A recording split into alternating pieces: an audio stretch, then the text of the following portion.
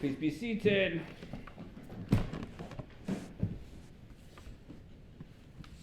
Shabbat Shalom, everybody. For those of you who are here with us, I know Elizabeth joins me in thanking you. Thank you for making our Shabbat, for just hearing the voices, the singing, just that warms our hearts. And for those of you who are unable to join us physically but are with us online, to you a special thank you as well for making that effort. As they say when you, or they used to say anyway, when you fly on an airline, when you arrive at your destination, they used to say, we know that you have choices, but thank you for choosing us. And I say exactly the same. Thank you for that. This week's Torah portion, Parshat Shmini, opens with what appears to be a tragic story. The story of Aaron's sons, Nadav and Avihu. I'm going to read you what the Torah actually says in that paragraph. It says, and Nadav and Avihu, the sons of Aaron, took each of them his censer, and he put fire in it, and he put incense on it, and offered the strange fire before the Lord when he commanded them not. And there went out fire from the Lord, and it devoured them, and they died before the Lord. And then Moses said to Aaron, this is what the Lord spoke, saying, I will be sanctified in them that come near to me, and before all the people I will be glorified. And Aaron remained silent. Just think about it. Up until that moment, up until tragedy struck, Aaron must have been having an incredibly great day. He was brought up as a slave in Egypt, yet here he was serving as the first high priest of the children of Israel. One of the two most respected men in the Jewish world. And nothing brings a parent greater pride and joy than seeing their children prosper. And there's this unique and special joy in seeing your children choose to follow in your path. His sons Nadav and Avihu were also serving God in the temple. What could have been better? Perfection. The flip side to that joy that we take in our children is that when tragedy strikes, nowhere is it felt more acutely than when it strikes our children. It also seems so unfair. It's not the normal order of things that parents should bury their children. When fire came out from the Lord and killed his sons, what was Aaron's response? Did he cry out? Did he yell? Did he curse at God? Did he demand answers? The Talmud tells us that when someone is struck with calamity, they should cry out so that others know that and pray for them and can feel their pain.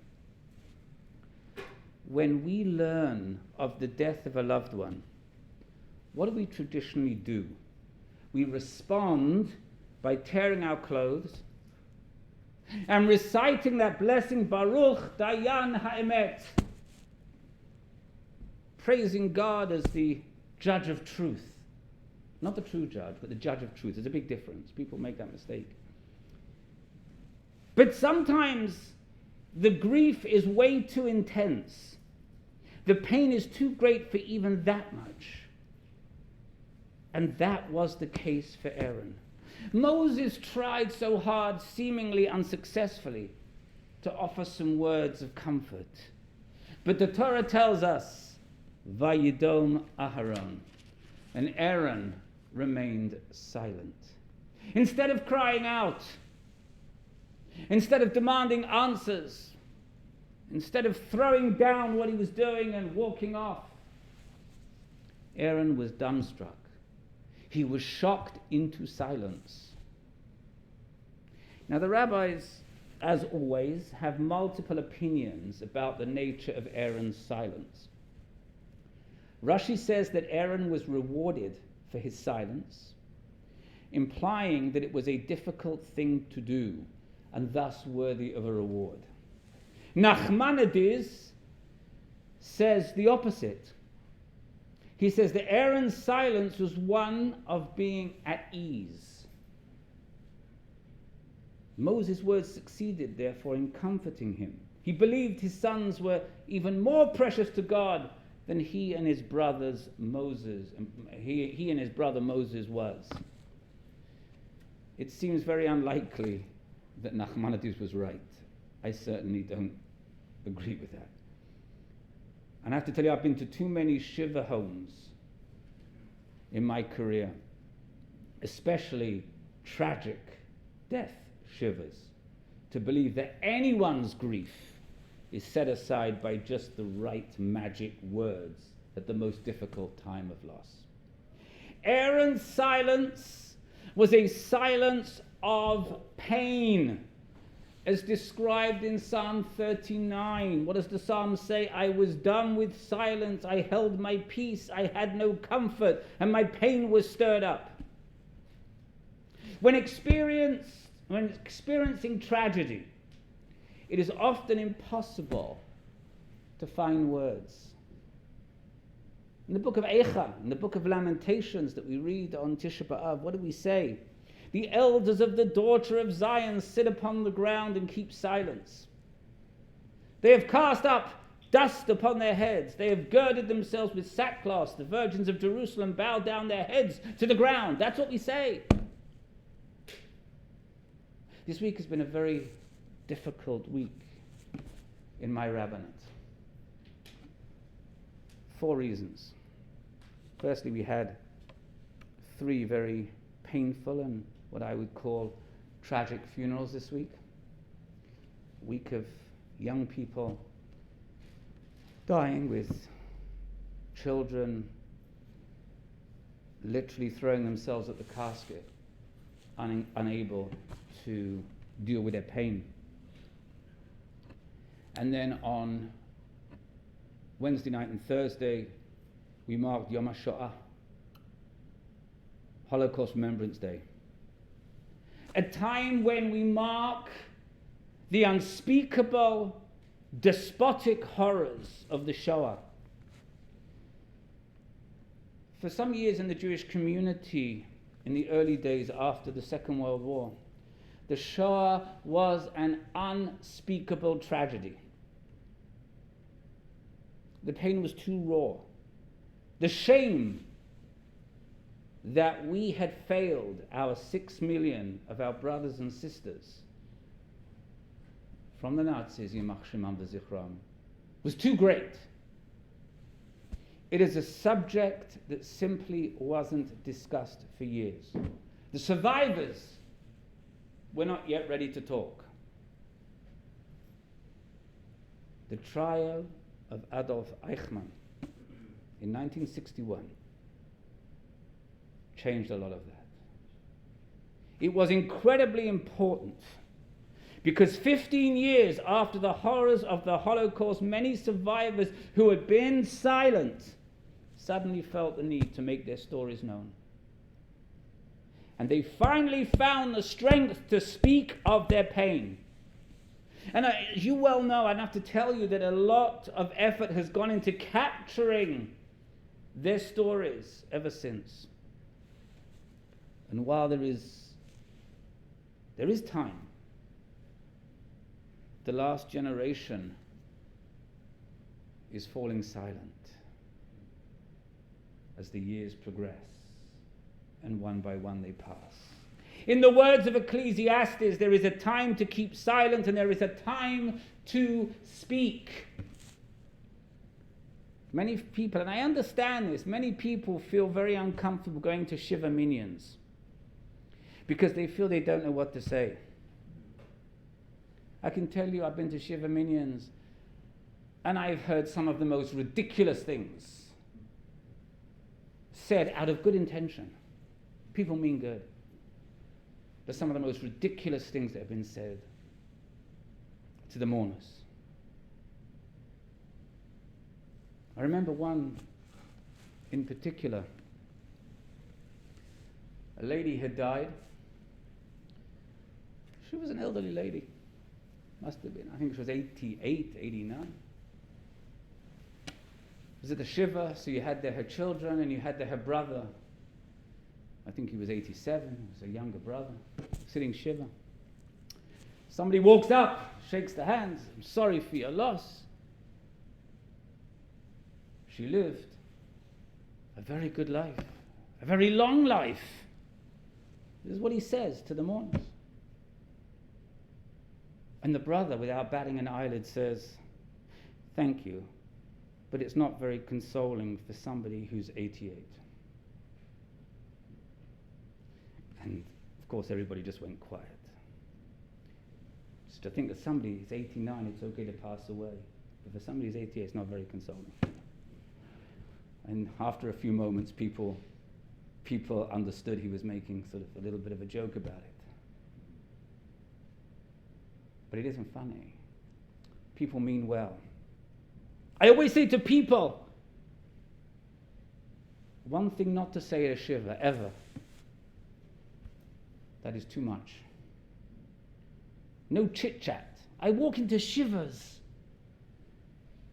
and you look at the table that's bedecked there, I wonder what they're going to do for the next Simcha. I went to a Shiva before COVID. I walk up the pathway, and there's a girl there, white gloves, holding a tray of juice. I said, where the heck am I? I thought I had the wrong address. When mourners are sitting there in pain, with a broken heart, they don't want to hear people talking about hockey scores or other idle subjects. The Talmud in Moed Katan tells us that a mourner is forbidden to give the usual greeting of shalom. Why? Because the All-Merciful said to Ezekiel, sigh in silence. How can a mourner who is very much not at peace greet a visitor with the term shalom, with peace? But this also teaches us that mourners don't engage in idle conversation. We have a custom when we make a Shiva call. Keep your mouth shut. You go, you sit down, you maybe bow your head, acknowledgement, and don't talk. You don't talk until the mourners talk to you.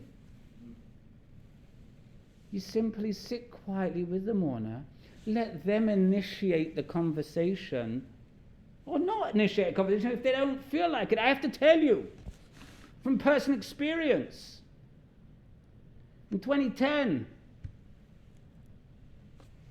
when I very unexpectedly lost my mother, Alei Shalom, as the result of a car crash, bizarre car crash, just a few hours afterwards. I can tell you that all the words of condolences seemed so empty. They meant nothing. I didn't want to hear them. I wasn't interested. I needed to be left alone, in quiet, to try to come to terms with the magnitude of the loss. When someone is grieving and in pain and asks, why? Why did God do this? Why did God take our child from us? That's a rhetorical question. Almost always the last thing the person actually wants at that moment is their theological discussion.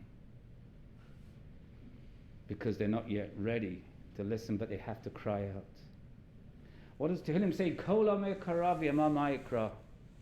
A voice cried out, and I said, what do I cry?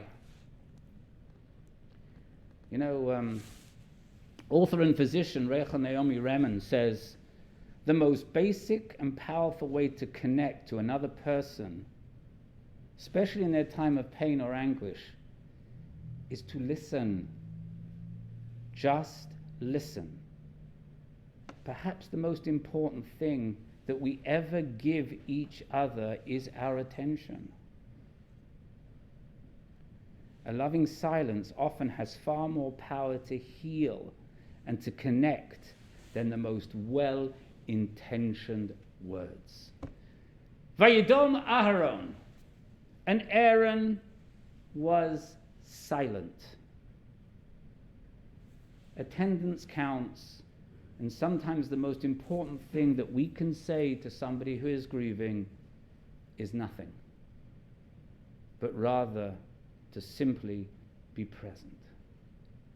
A loving presence, sharing our pain, can be greater comfort than any number of words. And so as we move forward, we pray that this coming week will be one that is far more spiritually uplifting and far less painful than last week. We transition from Yom HaShoah to Yom Ha'atzmaut. We go from darkness to incredible light.